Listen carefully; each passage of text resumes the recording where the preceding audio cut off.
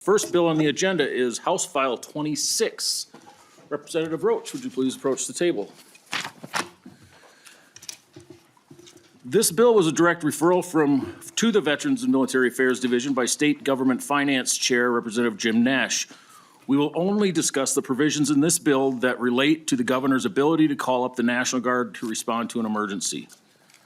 Representative Roach, before you begin, I want to reiterate that this is a nonpartisan division. Please keep your remarks nonpartisan and refer only to titles and not individuals. And go ahead, Representative Roach.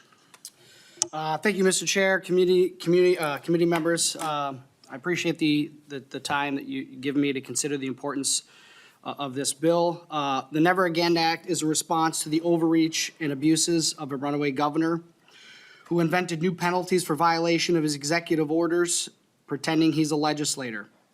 Banned the free exercise of religion, violating the First Amendment of the U.S. Constitution and Minnesota's Constitution, Article 1, Section 16. Took private property in violation of the Fifth Amendment of the U.S. Constitution, and he banned nearly all non-emergency medicine. This issue is what motivated me to get involved and run for office, and is a top issue for not only myself, but many constituents and Minnesotans across the state. The Never Again Act does four things. It removes the governor's unilateral ability to declare an emergency. It clarifies that a governor's executive orders are not law. It ensures that if another governor goes rogue, they go to jail for violating rights. It protects the people of the state from tyranny by ensuring their rights.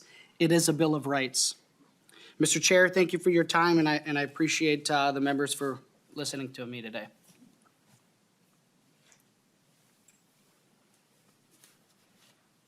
Is there any discussion to the bill?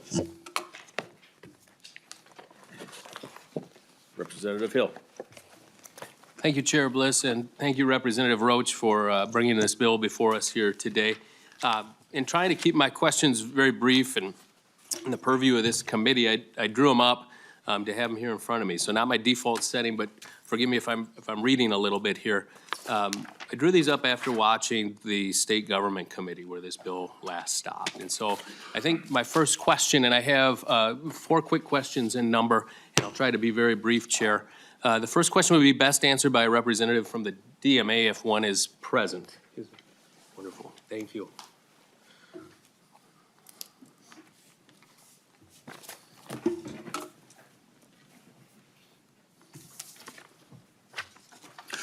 Mr. Kerr. Good morning, Mr. Chair. For the record, my name is Don Kerr, and I'm the Executive Director of the Department of Military Affairs. And Representative Hill. Thank you, Chair Bliss, and thank you for being here. And my first question has to do with how this bill would interact with a declaration of an emergency, like those outlined in the bill, that interact with the governor's role as Commander-in-Chief of the Minnesota National Guard. And what would this do to his or her ability to protect and keep the people of Minnesota safe in the midst of an emergency? Mr. Kerr. Mr. Chair, Representative Hill, the bill would really have no effect on the governor's authority over the National Guard to call out the National Guard, because that authority is embedded in the Constitution and also in federal law. And so Article 6 of the U.S. Constitution precludes the states from passing laws that are contrary to federal law.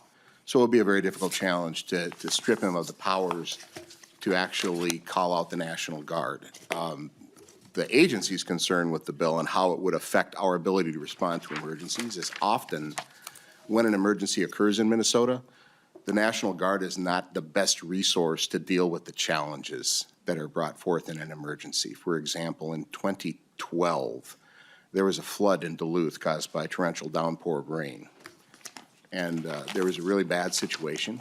The city fathers and the leadership in Duluth identified that their biggest problem was to remove debris from ditches and culverts, which required heavy equipment that the Minnesota National Guard did not possess. And consequently, through the emergency management process laid out in the Emergency Operations Plan, once the governor had declared the emergency, the Department of Transportation was able to respond to that very rapidly, very effectively, more effectively than the National Guard could have, and probably a lot cheaper. And our concern with the bill is the elimination of that authority early in the process of an emergency for the governor to be able to take that kind of a response. And therefore putting additional pressure on the National Guard. If it's the only tool that he has available, the governor will be forced to use the National Guard in situations that may not be appropriate for the National Guard to be used or most appropriate. Thank you for that response. And, you know, as we all know, no two emergencies walk and talk alike. And so having those tools at the disposal of the governor for him or her to use is of the utmost importance. Thank you for your help this morning. And my next question, and maybe it's a representative of the DMVA, that if one's available to answer the next question.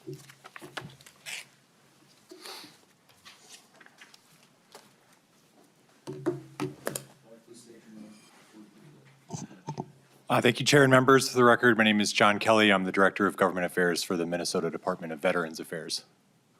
Thank you, Director, for your help this morning. And a really quick question. The bill in front of us, the question here is, does this bill, and maybe more accurately stated, could this bill impact state soldiers' assistance program?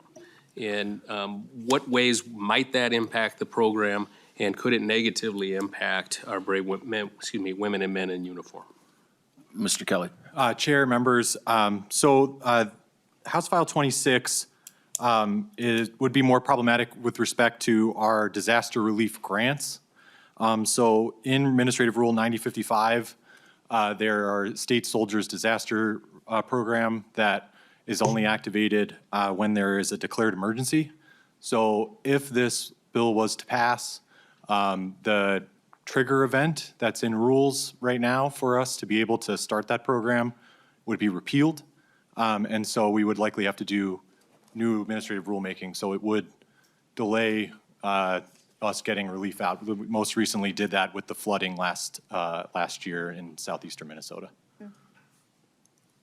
Representative Hill. Wonderful. Thank you, Mr. Kelly. And in hoping to better, go down the path of continuing to better understand the full impact of this bill, my question is, if my research is correct, the last three peacetime emergencies that have been called, you referenced the flooding recently. We also had a severe winter storm in February 23, and also in February 23, we had the stranded motorists that were in need of aid. Are these peacetime emergency declarations no longer an option under this proposal for our governor to utilize? Chair, Mr. Kelly. Chair, Representative, as I said, right now this bill if passed, would repeal the trigger event that's in Administrative Rule 9055. And so, at least a, summary level analysis of the bill, it would have an impact on our ability potentially to get those grants out to even start the program, or it would delay it until we could do rulemaking, which is not a fast process. Representative Hill. Thank you, Chair Bliss. And thank you, Mr. Kelly. That helps kind of lead me to my next question. This is maybe more for the author of the bill. If there are impacts that may inhibit the ability of our current or future governor to protect and save the lives of Minnesotans by utilizing the services of the National Guard, do you have any concerns about the language of the bill in front of us here today? Representative. Thank you, Mr. Chair. Appreciate the question, Representative. The basis of this bill was to protect citizens from the overreach that happened during the COVID lockdown, right? Many businesses were closed down. Family members were stripped from their right to be able to be with their loved ones in the hospital on their dying days. Destroyed businesses. So this bill was a direct result of that. Representative Hill. Thank you, Chair Bliss, and thank you, Representative Roach. Again, the concern, that this bill and the language as it currently stands leads me to is to diminish the ability of the governor to save and protect the lives of Minnesotans in the case of an emergency. And when I look at the language of the bill, my assumption would be that such a declaration under this bill would require the convening of the Minnesota State Legislature, which could lead to a delay costing Minnesotans life. And those concerns would only be exacerbated by the passage of minutes and hours. My last question, Representative Roach, is in your previous committee hearing that I watched, you indicated that the intent of this bill would prevent a governor from, in your words, acting like a king. In a moment where many aspects of our lives, including aspects of our lives that impact the lives of our service personnel, we're being impacted by executive orders on the federal level.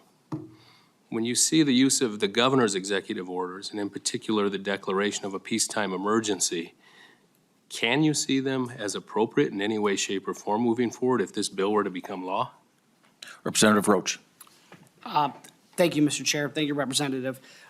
I think we have plenty of opportunity and time for checks and balances. You know, the framers of our Constitution created co-equal branches for that exact reason, to have checks and balances. And what this provides is an opportunity for the legislator to have a voice in the process, so we have checks and balances.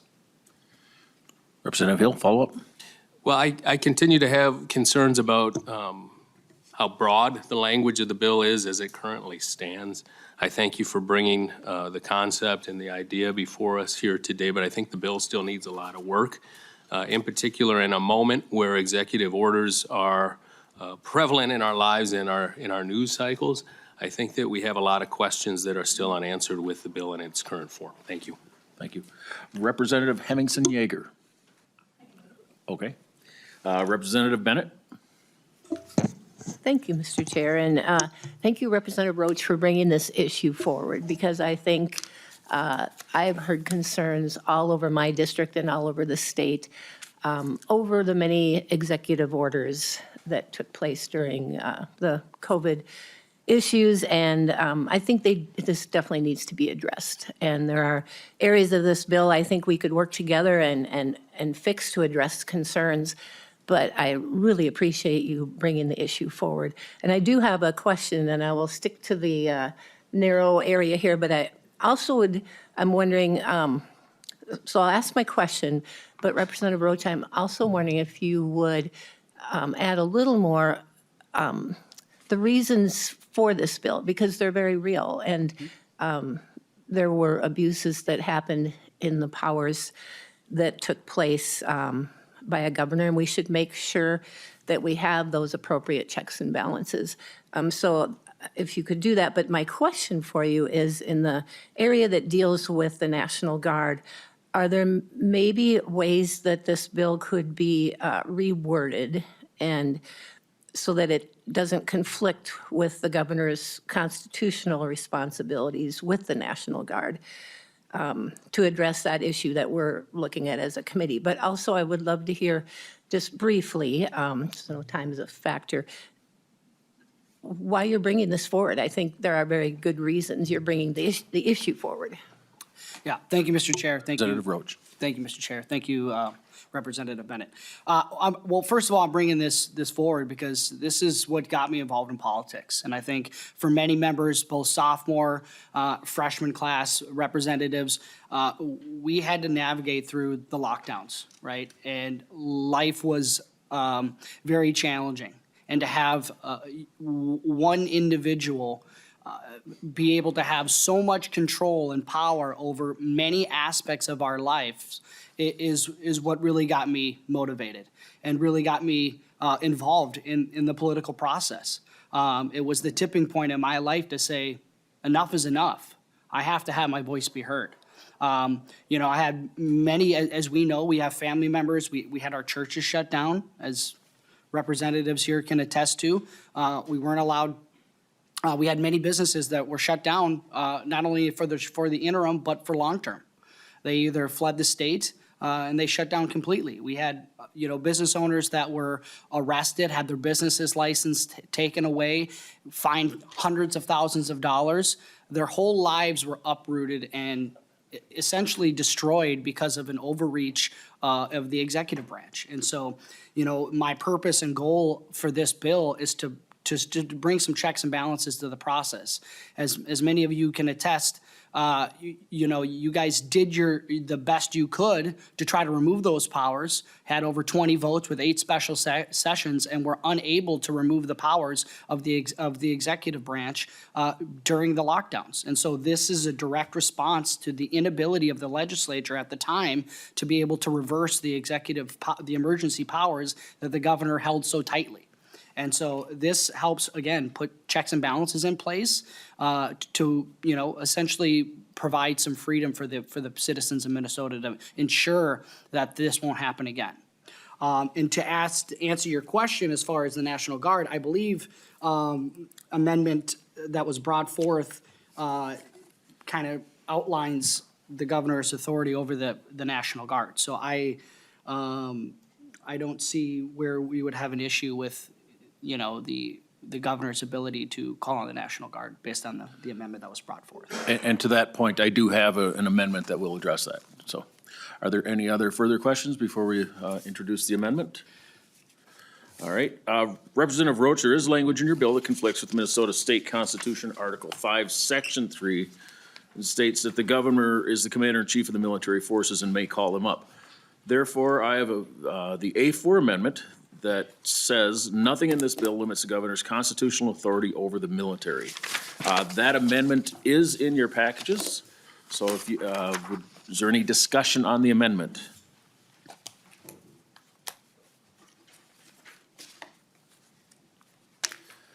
Representative Hemmingson-Yager. Thank you. I was just curious if MDVA has authority as an agency over this, if they have had a chance to look at this and weigh in and see if it actually does. I'm not sure if MDVA or Mr. Kerr, either if you have comments on it.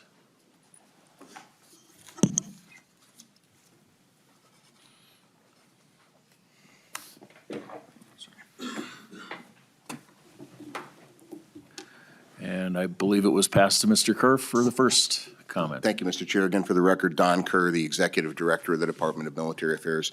Mr. Chair, the agency appreciates the language. Clarifying language is almost always helpful, and we certainly believe that this clarifying language would be helpful. It is at some level unnecessary because the constitutional authority of the governor outweighs any statutory attempts to limit that. But we do find clarifying language to be helpful, particularly in instances where there are emergencies. There's always a lot of scrambling to determine where the left and right limits are of legal authority. And having that language in will simplify our process of determining what our rule sets are in the event of an emergency. So the agency appreciates the amendment for the bill. Thank you, Mr. Kerr. Mr. Kelly? Thank you, Chair. Again, for the record, John Kelly, Director of Government Affairs for the Minnesota Department of Veterans Affairs. We have less of an issue. I don't want to repeat what Mr. Kerr said, but given the amendment and given the constitutional authority of the governor, we feel confident that the governor would be able to call the Guard into the homes or respond to a disaster at the homes. So that's, we think we're all right, but, that we also appreciate the amendment. And Mr. Kelly, you also had another concern with the bill that maybe you could work with the author and work through a solution on that one. If you could clarify what that problem was. Right. Thank you, Chair and members. I flagged this for the chair and, happy to meet with the bill author, but, it's exactly what I talked about with the questions from Representative Hill. The state soldiers disaster program is in administrative rules. It's not, and it's activated by Chapter 12.31, and so which is repealed in this bill. And so if it was repealed, we would likely need to do administrative rulemaking to change the reference. Happy to, I don't know what we could do legislatively beyond directive with a good cause exemption to quickly do rulemaking to fix the rule, but we are happy to work with folks if this moves forward. Thank you. Representative Hemmingson-Yager, any follow-up? No, thank you. That was helpful. Representative Rayrauer? That was fast. Thank you, Chair. This is for the bill author. Question for you. Would you consider the right to operate a business or to attend church to be a core right that would be on par with the other rights that are listed in our Constitution. And Representative Rare, I just want to remind everybody that we are limiting our discussion to the military aspects of this bill. Okay. Okay. Do you still want to ask that question? Or is it? There's lots more stops that this bill is going to be making. Okay. Okay. We can skip. All right, thank you. Any further questions on the amendment? All right, all in favor of the amendment, say aye. Aye. Opposed? The amendment prevails. A4 has been adopted. Since this bill was a direct referral to the Veterans and Military Affairs Division by the State Government Affairs Committee under Rule House 6.05, I will lay over House File 26.